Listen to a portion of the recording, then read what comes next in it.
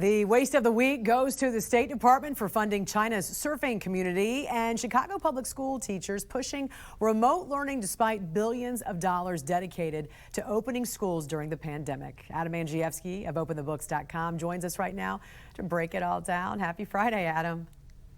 Happy Friday, Jan. First, this eye-opening report from Open the Books found that $25,000 of taxpayer money is being used to grow China's surfing community. What in the world? What is this about? Well, Surf's Up in Guangzhou.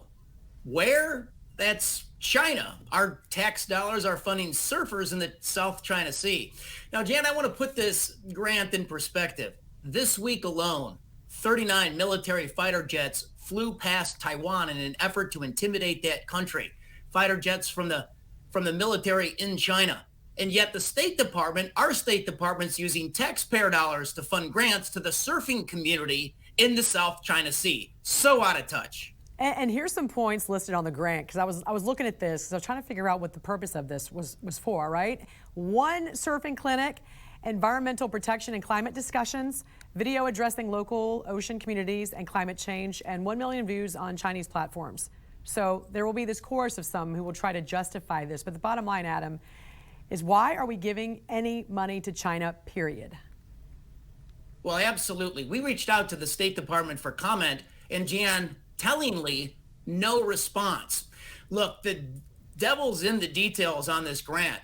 It's a paid beach party for officials over at the U.S. consulate, the State Department in China. They get to participate in the surf clinic. It's a paid vacation. They'll rack up all kinds of additional charges on this. And actually, I don't want to see the video with our U.S. State Department officials dressed up in wetsuits frolicking on the beach with the Chinese surfing community. And look, this grant, the third point of this grant says they have to have 1 million views on social media on this video. Well, what if they only get 900,000 views on their surf video on the Chinese-owned platform TikTok? Do they have to pay the money back? I hope so.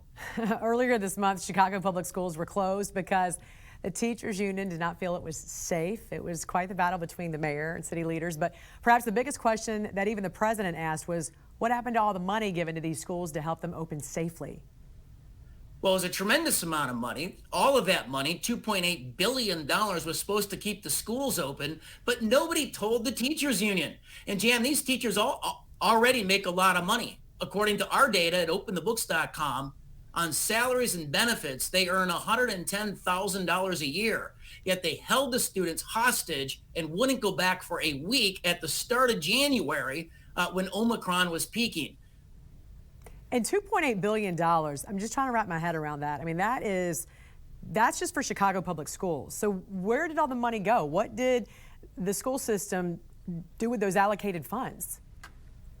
Well, it's a COVID piggy bank for the Chicago public school system. And we can track some of the money. They bought HEPA air filtering systems for the classroom. They instituted a masking system. They instituted a testing system. They bought new infrastructure like laptops for the students. But those are only tens of millions of dollars worth of charges. Real questions remain as to where the billions of dollars was spent. Adam Andrzejewski, always great to talk to you. Happy Friday. Have a great weekend.